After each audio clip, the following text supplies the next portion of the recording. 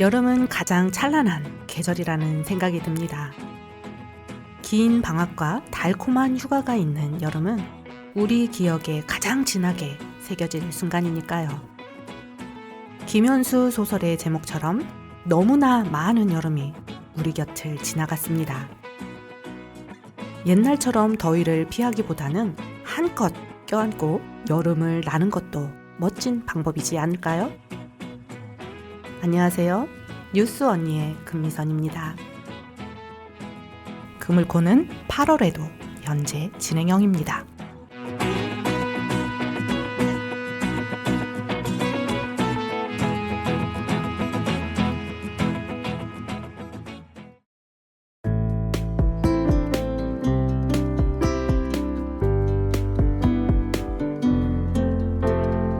화성시 활동가들에 의해 만들어진 최초의 자립형 마을사랑방 공간인 그물코 카페는 다양한 활동가들이 편히 활동할 수 있는 공간인데요. 그래서 7월에도 그물코는 분주했습니다. 10년이라는 녹록지 않은 시간을 버텨온 그물코가 어느덧 중견 마을 공동체로 자리 잡아 가고 있습니다. 올해 들어 그물코에 사례 탐방을 오는 공동체가 많았는데요. 지난 15일에도 화성 시민 강사 모임 화온강에서 8분이 카페를 방문했어요. 그분들께 그물코의 사례를 소개하고 오란다 만들기 체험도 진행했답니다. 19일에는 그물코의 빅 이벤트이면서 공동체들의 네트워크장인 한여름밤의 금주막을 열었는데요. 5시 개점인데 3시부터 찾아온 금주막의 VVIP들이 있었습니다. 공동주택 모임 꽃필류 전재현 소장님이 이번에도 라이브 공연으로 힘을 보태주셨는데요. 뭐니뭐니 해도 이번 금주막의 하이라이트는 드레스 코드인 바캉스룩이었습니다. 완벽하게 차려입고 등장한 베스트 드레서 임명수님이었는데요.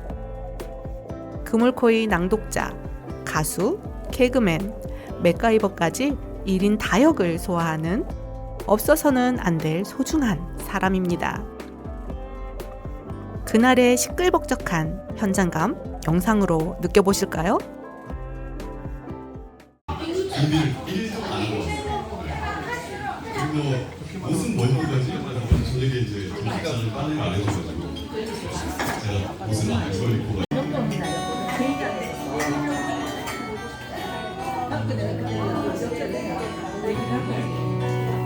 저도 해외에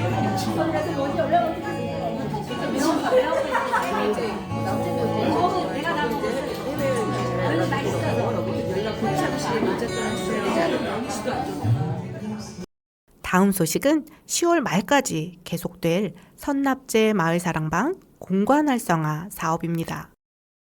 지난 7월 22일 저녁 7시 공간사회학자 김성균 박사님의 강연으로 문을 열었는데요.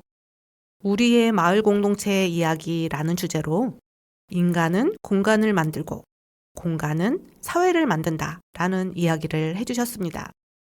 그물코의 지향점을 보여주는 것 같았어요.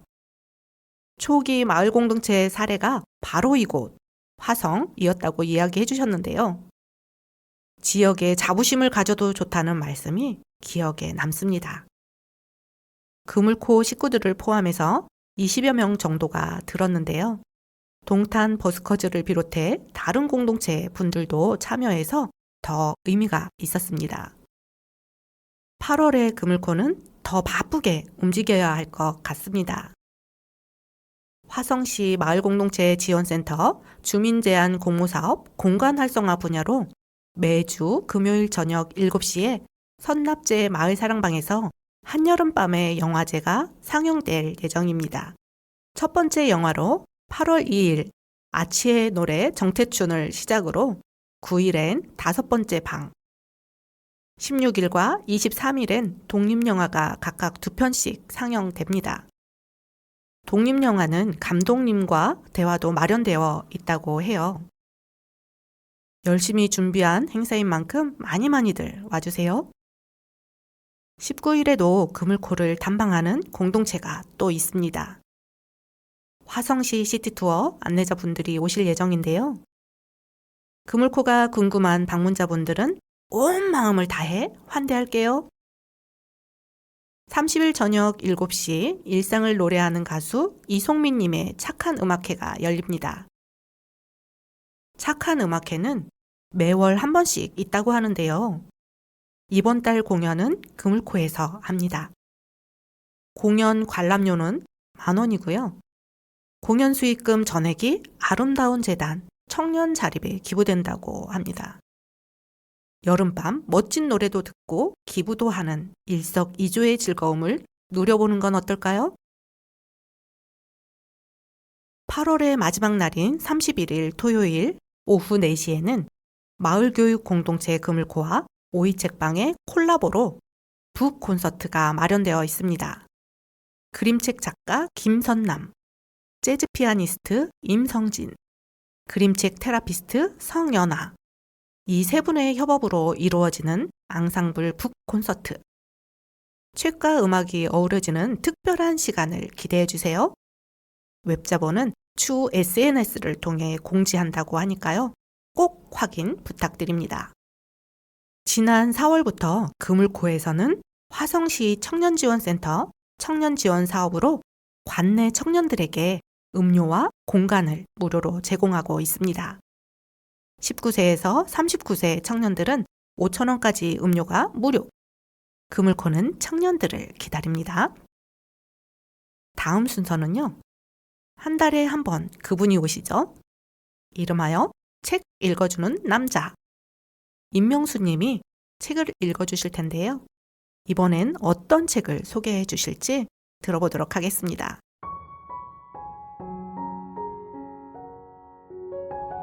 오늘 책은 좀 무거운 책입니다. 고병건 선생님이 쓰신 사람을 목격한 사람이란 책인데요. 고병건 선생은 노들 장애인 야학의 철학 교사이자 20년 동안 활동해온 분인데요. 이분이 2018년도부터 23년까지 쓴 글과 그리고 현장에서 행했던 발언들을 모아서 묶어놓은 산문집입니다. 내용은 장애인이나 이주민, 아픈 사람, 비인간 동물에 대한 이야기인데요. 이 사회에서 무언가 이상하고 안 좋은 것들에 대해서 끊임없이 이야기를 하고 억압과 차별, 편견, 무지 속에서 배제됐거나 주변으로 밀려나는 사람들에 대한 이야기입니다. 얼마 전에 화성에서 불의의 사고가 있었죠. 지난 6월 24일 발생한 아리셀 화재 참사에서는 노동자 23분이 숨지고 8분이 부상을 입었는데요. 사망자 23분 중 18분이 이주 노동자라고 합니다. 이주 노동자를 포함한 희생된 노동자분들의 명복을 기리며 오늘은 책 내용 중에 불법 체류자가 남긴 잠기라는 내용을 읽어드리도록 하겠습니다. 이것은 어떤 불가능에 대한 이야기다. 그리고 부조리에 대한 이야기이기도 하다. 어찌해볼 도리가 없는, 그러나 가만히 있기에는 너무 원통하고 미안하고 서글픈 이야기. 주인공은 미얀마에서 온 청년 딴저택이다. 그는 가난하고 병든 가족을 부양해왔고 사랑하는 연인과 결혼을 앞둔 듬직한 청년이었다. 그런 그가 죽었다. 그를 살해한 사람은 없었다. 병사나 자살도 아니었고 우연한 사고도 아니었다. 그렇다고 죽음에 어떤 미스테리가 있는 것도 아니다. 현장에는 여러 사람이 있었고 그 순간을 비디오로 찍은 사람도 있었다. 사실 차원에서는 그가 어떻게 죽었는지 명백하다. 당시 그는 오전 일을 마치고 공사장 식당에서 점심을 들고 있었다. 건장한 사람 몇몇이 끈을 들고 나타났다. 그들의 정체를 직감한 그는 자리를 박차고 뒤쪽으로 도망쳤다. 그런데 식당 창문을 뛰어넘는 순간 추적자의 손이 닿았다. 허공에서 균형이 무너진 그는 의도한 착지점을 벗어나 8m 아래 바닥으로 추락했다. 멀쩡했던 아들의 급작스러운 죽음에 가슴을 쥐어뜯은 건 아버지뿐이었다. 보통의 경우였다면 사람들에게 쫓긴 청년의 사망 사건이 연일 뉴스머리를 장식했을 것이다. 하지만 그는 보통의 경우가 되지 못했다. 외국인이어서가 아니다. 불법 체류 인간이었기 때문이다. 그는 아버지에게 6개월 뒤엔 고국으로 돌아가겠다고 말했지만 그의 비자는 이미 만료된 상태였다. 현장에 있던 사람들은 이날의 단속 과정이 폭력적이었다고 증언했다. 그러나 무관심이 덮은 사건에서 이런 문제를 들춰내는 것은 쉽지 않다. 예전에 이주 노동자 친구에게 들었던 불법 체류자 단속 이야기는 정말 끔찍했다. 그것은 흡사 동물 사냥하는 것 같았다. 과거에는 실제로 그물총을 쏜 적도 있었다. 정도의 차이는 있겠지만 이번에도 크게 달랐던 것 같지는 않다. 현장에 있던 사람에 따르면 단속 공무원들은 출입문을 걸고 잠그고 욕설을 퍼부으며 노동자들을 마구잡이로 잡아들였다고 한다. 살벌한 풍경에 놀라 누군가는 그 자리에 얼어붙었고 누군가는 초식동물처럼 이리저리 뛰었다고 한다. 그 놀란 초식동물 같던 사람 중 하나가 딴저테이였다. 시신이란 인간이 목격할 수 있는 가장 큰 불의이다. 하지만 불의한 결과는 원인을 통해 정당화되기도 한다. 그는 불법 체류자였고 단속은 정당한 공무집행이었다. 누구도 잘못하지 않았기에 그 결과물인 죽음에도 잘못이 없다. 법적 관점에서만 보면 오히려 문제가 해소된다. 애초에 없었어야 할 사람이 없어졌기 때문이다. 법학으로 다룰 것은 없고 물리학만이 남았다. 청년을 죽게 한 것은 그의 몸무게와 중력과 속도, 높이 8m에 이루어진 물리학 법칙뿐이다. 법무부에 따르면 지난 10년간 80명 정도가 이런 물리법칙 때문에 죽거나 다쳤다. 그렇다면 딴저타이의 죽음에는 아무런 억울함도 없는가? 겨우 20의 나이에 가난한 부모를 봉양하고 병든 형을 돌보겠다며 이국만리를 떠나온 청년의 죽음에서 우리는 아무런 부당성도 발견할 수 없는가? 나는 여기서 우리 시대의 법과 제도의 부조리를 느낀다. 법률을 준수하는 것이 사람의 도리에서 얼마나 멀어질 수 있는가를 확인한다. 범죄가 법적인 타락이라면 불감은 윤리적인 타락이다. 우리는 법적인 정화가 윤리적 타락으로 이어지는 딴저타이의 사례를 세계 곳곳에서 보고 있다. 미국에서는 불법 체류자라는 이유로 수천 명의 아이들이 부모와 분리된 채 수용소에 갇혔고 이 중에는 6살도 되지 않는 아이들이 수백 명에 이른다. 이탈리아에서는 난민을 구조한 선박의 방이 불어댔으며 바다에서 죽어가는 사람을 모른 척한 선박만을 환영한다는 뜻이다. 헝가리에서는 난민을 돕는 시민을 징역에 처하는 법까지 만들어졌다. 사람의 도리를 어겨야만 법을 지킬 수 있게 된 것이다. 우리에게는 2명의 딴저테이가 있다. 이 땅에 존재할 수 없는 범죄자와 이 땅에서 더없이 착하고 성실하게 살았던 청년. 사람들은 전자에게 물었다. 왜 법을 어기고 도망쳤느냐고. 아버지는 사람들에게 물었다. 죽음으로 내몰 정도로 딴저테이가 나쁜 아이였냐고. 법의 눈으로 보았을 때 딴저테이는 자업자득인 죽음을 맞이했다. 사람의 눈으로 보았을 때 딴저테이는 억울한 채로 눈을 감았다.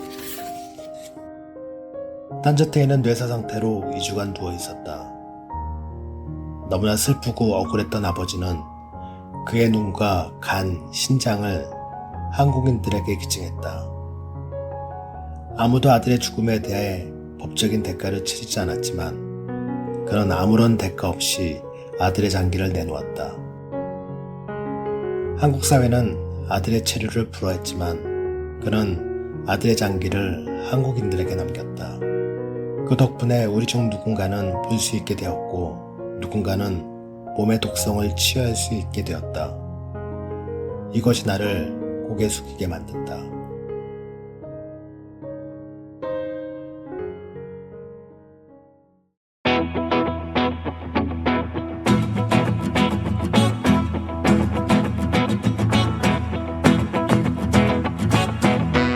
여름의 정점 8월에도 그물코와 함께 하실래요? 이제 그물코는 다양한 공동체와 연결되는 좋은 시도를 해볼까 합니다. 그물코가 또 한 번 성장할 수 있는 기회겠죠? 그물코는 매일매일 현재 진행형입니다. 지금까지 진행의 금미선이었습니다.